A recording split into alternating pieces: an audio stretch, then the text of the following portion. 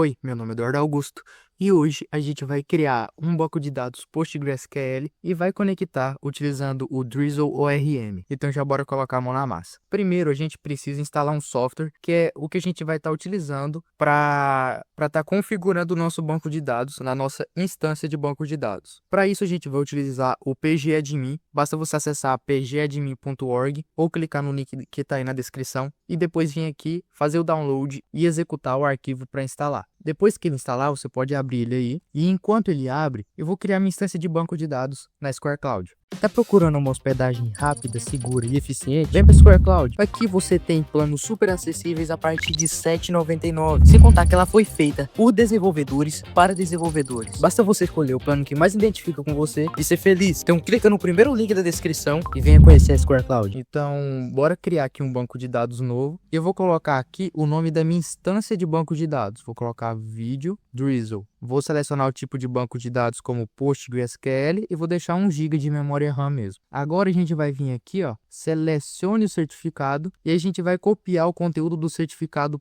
.pen. Então venho aqui, copio o conteúdo e agora eu vou vir no root do meu projeto e vou criar uma pasta chamada .certs e vou criar um arquivo dentro dessa pasta chamada cert.pen e vou colar aqui todo esse texto. Aqui estão simplesmente esses certificados aqui, mas tudo em um só. Por isso que a gente tem a Begin Private Key e também tem o Begin Certificate, porque assim a gente não precisa ter aqueles dois arquivos, que é a Key e o Client Certificate, tá bom? Eu recomendo vocês colocarem esta pasta .certs no seu Git Ignore. Recomendo não, você deve fazer isso, porque isso aqui é como se fosse uma credencial do seu banco de dados, além da URL de conexão. Após fazer isso, a gente copia a URL de conexão, volta aqui no nosso projeto. Se você não tiver um arquivo de configuração de variáveis de ambiente, cria um aí. Eu vou colar aqui, ó, na minha URL de conexão. Aqui, pronto, eu já tô com ela colada. E agora a gente vai precisar conectar no nosso pgadmin. Para conectar no nosso pgadmin,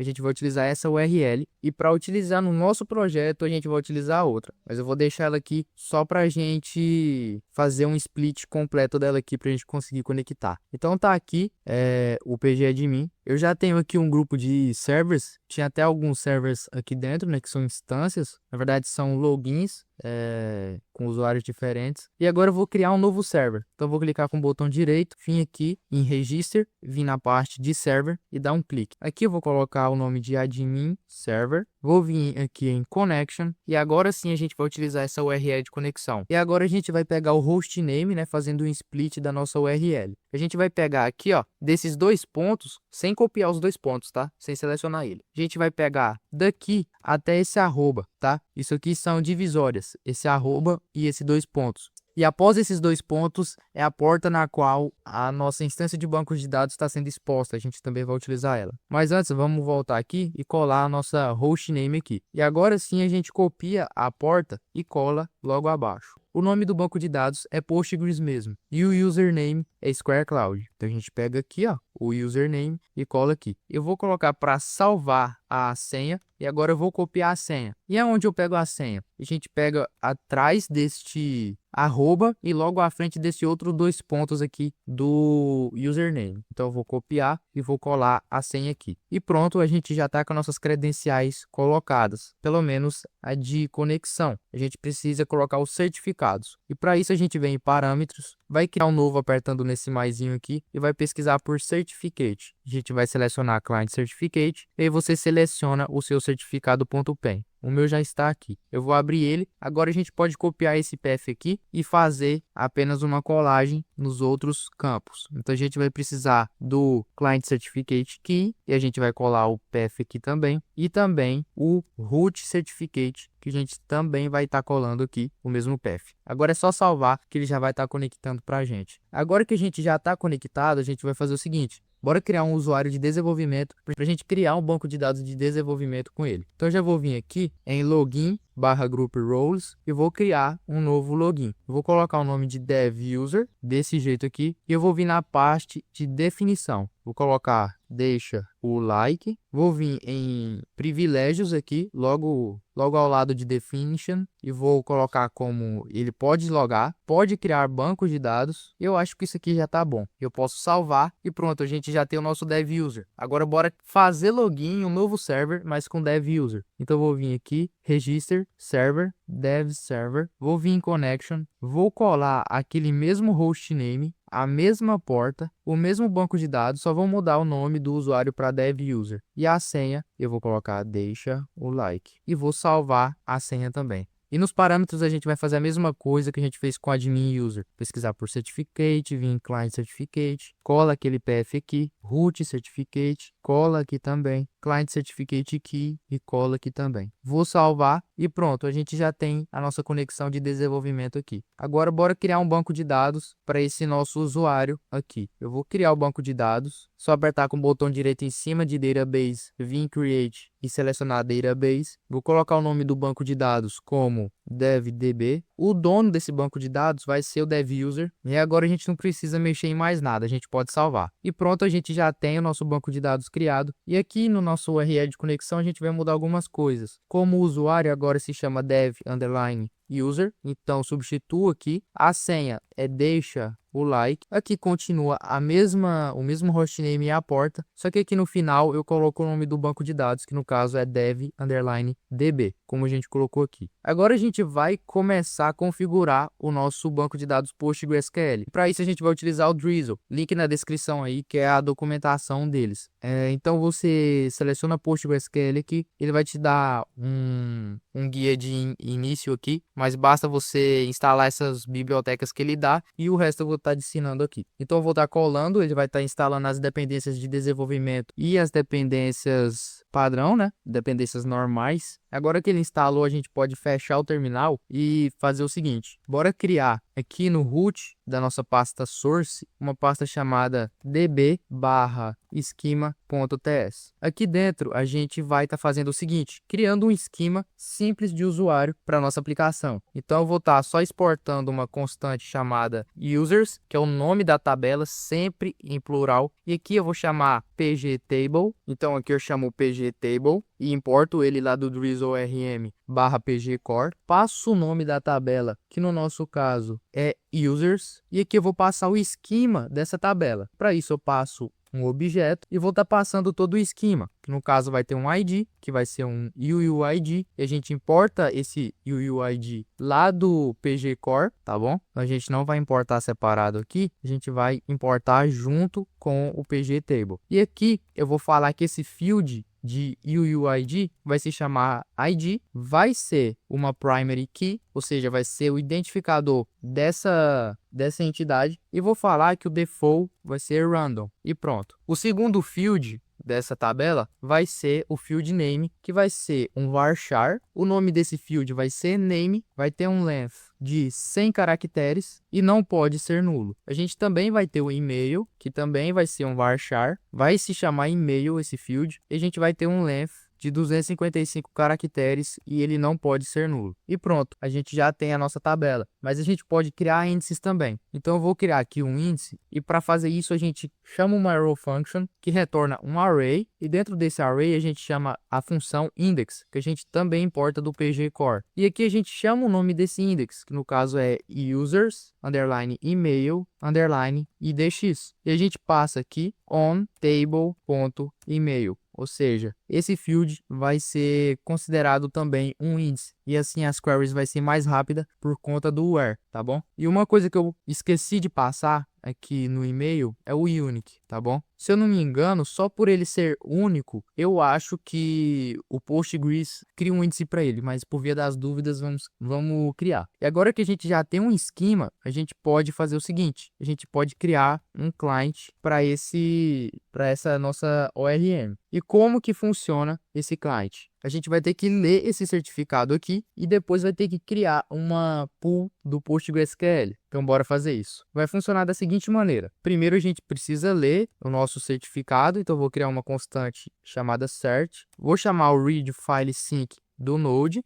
Então aqui no topo do nosso arquivo a gente vai precisar importar esse read file sync lá do nosso FS. E pronto, após você importar, a gente precisa passar o path do nosso arquivo. E para isso eu vou passar o path, e eu importo ele lá em cima, .join, e aqui eu vou passar o process.cwd, e vou passar aqui .certs/search.pen. E logo ao lado a gente passa o método de codificação, que no caso é o TF8, e com esse tracinho aqui, viu? Então agora a gente já tem o nosso certificado sendo lido. A gente vai criar agora a nossa URL de conexão splitada. Então eu vou criar uma constante chamada const connection URL e vou criar uma nova URL passando aqui o process.env.database URL. Ele vai reclamar que ela pode ser undefined, mas eu vou falar que ela existe, porque ela existe no nosso arquivo de configuração. A gente vai criar uma pool do PostgreSQL utilizando a classe pool, né, que o PG exporta. E aqui a gente vai passar o seguinte, que é a connection string. A gente vai passar também logo abaixo o SSL com o cert, também com o client certificate sendo cert, e aqui também sendo cert, porque está tudo lá no nosso certificado. A gente aproveita e passa o reject unauthorized como false, tá bom? E logo abaixo a gente também passa o nosso host como connection url.host name, né? Tem que ser host name, não só host. A gente passa a porta também, e a gente aqui usa o parse int, porque ele espera um número, e a gente passa aqui o connection.port, passa o user como connection.username, a senha como connection.url.password e o database como connection.pathname. E aí, em vez de slice, aqui a gente passa um replace e no lugar de barra a gente vai colocar um espaço vazio. E pronto, a gente já está com a nossa pool configurada. E agora a gente só exporta uma constante chamada db, que vai estar recebendo o valor de uma função que se chama drizzle, e a gente importa isso lá do drizzle ORM, tá? Então a gente vai procurar aqui por drizzle ORM node Postgres. Achei aqui, ó, drizzle ORM barra node Postgres. E agora a gente passa a nossa pool. Eu posso salvar e tá tudo certo. E logo ao lado a gente também vai ter que passar o nosso esquema. Então a gente já passa aqui o esquema, tá? E aqui no topo a gente importa o nosso esquema. A gente vai importar tudo e vai chamar de esquema. E aí ele não dá esse erro aqui mais. E pronto, a gente já está com o nosso Drizzle ORM instalado. Mas a gente precisa configurar o Drizzle Kit, que é ele que a gente vai estar gerando as migrations para o nosso banco de dados. Então, para isso eu crio um arquivo chamado drizzle.config.ts e eu vou estar passando as seguintes configurações. A gente vai estar lendo o certificado novamente, então eu vou copiar essas duas linhas aqui, porque a gente vai repetir esse trecho. Então, eu vou vir aqui, vou copiar, vou fazer os imports que precisa. E agora que a gente já tem isso, basta a gente fazer o seguinte, exportar como default uma função, né? É um callback de uma função, que no caso chama define config, e a gente vai precisar importar ela do Drizzle Kit. Então, eu vou vir aqui, import define config from Drizzle Kit. E aqui a gente vai ter que passar o seguinte, que no caso é o output, que vai ser numa pasta chamada Drizzle. A gente vai ter o esquema, que eu vou estar passando o path aqui, como source db esquema.ts. Vou passar qual tipo de banco de dados que a gente está utilizando, no nosso caso é Postgres. Vou passar o db credentials e aqui eu vou copiar isso aqui tudo, tá? Todas essas credenciais aqui até o SSL. Vou voltar aqui e vou colar. E pronto, agora a gente já está com tudo configurado, a gente já pode fazer uma migration lá para o nosso banco de dados. Então, para isso, eu vou utilizar o pnpm Drizzle Kit. Eu vou fazer aqui um generate, só para mostrar para vocês. Ele já gerou, agora eu vou fazer uma migrate. E ele já fez a migrate lá para o nosso banco de dados. Então, se eu rodar aqui um Studio com o Drizzle Kit, ele vai estar iniciando aqui para a gente, ele vai estar avisando que o Drizzle Studio está em beta, mas não tem problema. Eu vou abrir aqui e a nossa tabela de usuários já tem que estar registrada, já tem que estar criada, né? E tá aqui a nossa tabela de usuários, a gente já pode fechar. E agora a gente já pode criar um CRUD básico para nossa aplicação. Então, bora vir aqui no nosso index.ts e aqui eu tenho uma lambda function, que a gente já cria e executa ela sem salvar em lugar nenhum. E ela é uma função assíncrona. E a gente vai começar aqui com a parte de create do nosso CRUD. Então, eu vou fazer o seguinte, a gente vai criar uma constante chamada user e a gente vai passar await db.insert, a gente vai passar qual tabela a gente quer inserir, que no nosso caso é users, e aqui eu vou passar o values, e a gente tem todo o autocomplete aqui. Então, o nome que eu vou passar vai ser Eduardo Augusto, e o e-mail que eu vou passar pode ser esse aqui do autocomplete mesmo. E logo abaixo eu vou dar um console.log no user.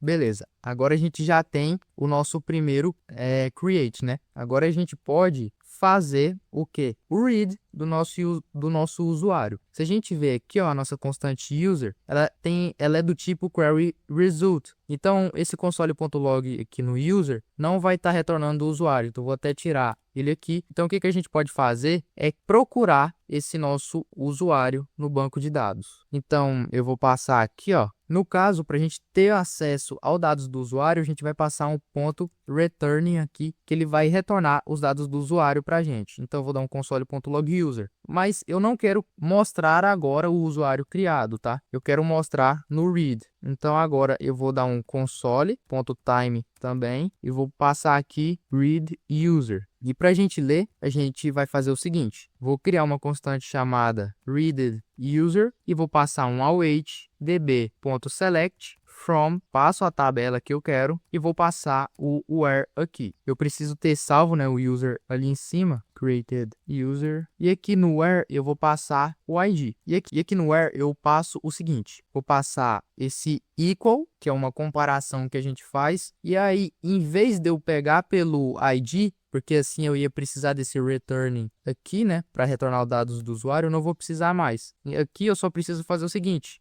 eu preciso achar um usuário na qual o e-mail é igual a eduardo@example, já que eu coloquei lá que cada usuário tem que ter um ID único. Logo depois eu dou um log e também dou um console.timeend. Agora eu vou dar um console.time aqui para o update user. E para a gente fazer o update desse nosso user, como que funciona? A gente passa o db.update, eu passo a tabela para esse método que eu quero, né, atualizar, passo a tabela aonde está essa entidade que eu quero atualizar e passo o ponto set, que é o dado que eu quero atualizar. Eu vou colocar o nome como lan, vou colocar o e-mail como lan@example.com e aqui no where eu preciso selecionar qual usuário eu quero. E aí eu passo a mesma query daqui de cima, tá bom? E logo após, eu vou até salvar aqui, ó, const updated user, e aqui no final eu passo um ponto returning para ele me retornar o usuário. Eu dou um console.log no updated user.